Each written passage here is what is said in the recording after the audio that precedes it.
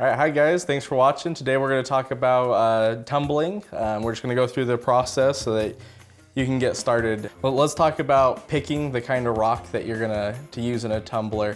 Harder stones tend to polish better, things like agates, jaspers, quartz. Softer stuff, like you can see with this Wonder Stone, is too soft to polish. And so you get this kind of grainy look on there, and it just doesn't come out as shiny as something like this barite is that's been replaced with agate. One of the other things you should know about tumbling is you have to know the material you're working with. So you can see this cabochon. This was polished by hand, but it's a great example. You can see the malachite on this side is a lot higher than the matrix on this side, and that's because the malachite is actually harder than this matrix, so it didn't polish evenly. And if you put something in a tumbler like the Lucin variscite, where the variscite's really soft and the chert is very hard, you get a very undercut look where the chert is going to stand up a lot taller than the variscite, and it won't take a very good polish. One of the other important things to know about tumbling is you don't want to tumble calcium carbonates. So here we've got a piece of aragonite from out by Wendover. If you put this in a tumbler as it's going through the process, it builds up carbonic gas in the tumbler and it'll actually blow the lid off of your tumbler. So before you tumble rocks, if you don't know what they are, test them with vinegar first. If you put warm vinegar on there and they fizz, you know you're not going to want to put it in the tumbler. And we can do a little bit more advanced about that later. You can still do a little bit if you add Tums or like baking soda, but you don't want to put anything that's going to build up carbonic gas in your tumbler. All right, here we've got another example of something that you wouldn't want to put in your tumbler. This is a piece of amethyst that was collected out in Wendover. If you look a little bit closer, you can see it's very fractured, and I think it's pretty crumbly, and it just falls apart when you. So if you put this in a tumbler, it would just break up, and as it goes through the process, it's going to continue to break down. So you're never going to get a good polish on any of the faces because it's going to keep breaking down as it goes through the tumbler. All right, now before you get your tumbler loaded up, there is a little bit of maintenance we have to do on this first to make sure that your tumbler will last a long time. Make sure that when you get your tumbler, you get something like this 3-in-1 oil or a Zoom oil.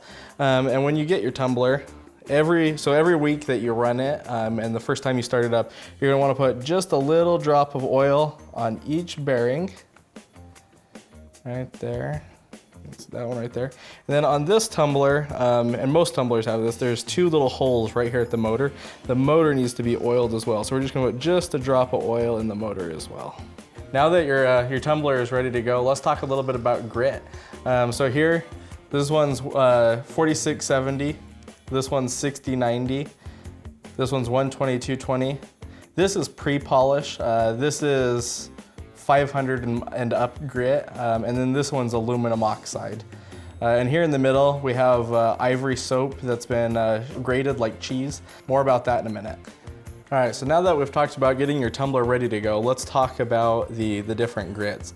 So if you have a harder material like this piece of coprolite, which in case you didn't know is actually fossilized dinosaur poop, on something hard like this is a 7 on Mohs hardness scale. You would want to start with the 4670. This is going to help get it rounded out and smoother in the beginning so you have a better end product.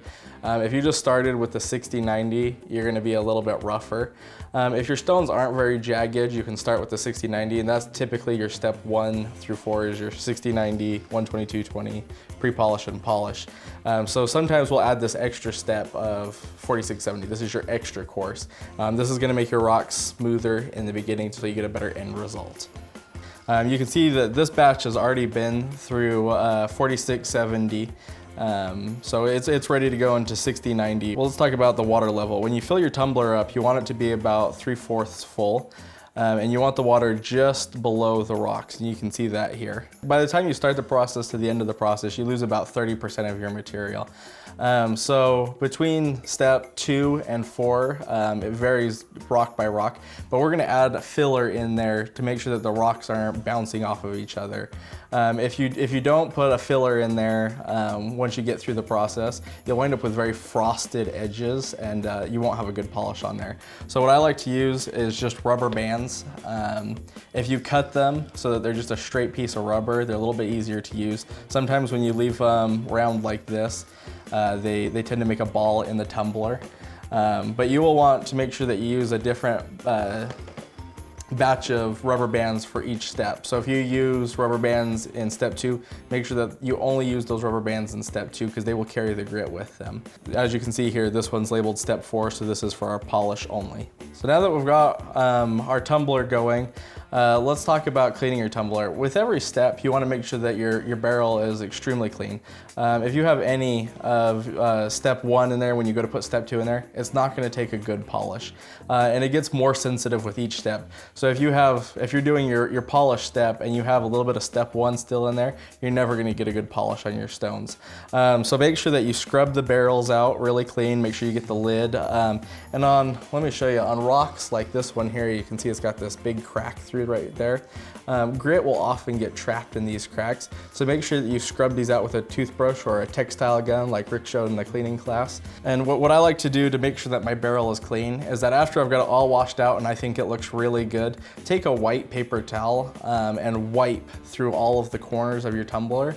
And if you get any grit on that paper towel, you know you need to go back and wash it again. After our rocks have gone through the whole tumbling process and you've got them all the way through polish, we like to burnish our stones to give them that extra waxy look, that nice gloss.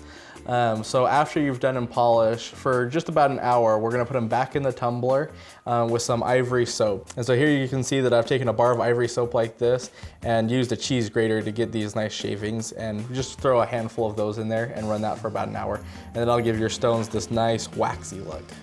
And it's important to use like ivory soap when you do this.